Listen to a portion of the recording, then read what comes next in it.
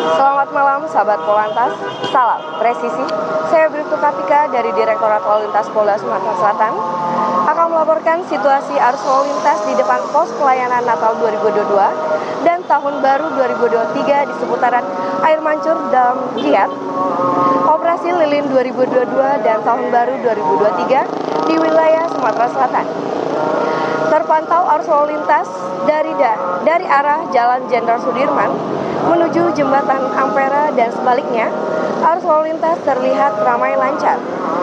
Kami himbau kepada seluruh pengguna jalan agar tetap mematuhi peraturan lalu lintas demi terciptanya konsumtif Lantas di wilayah Palembang dan sekitarnya.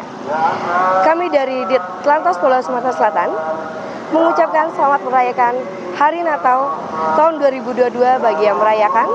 Semoga kedamaian dan kebahagiaan menyertai kita semua dan Tuhan selalu memberkati kehidupan kita. Selamat malam, saya Bribtu Kartika, salam presisi.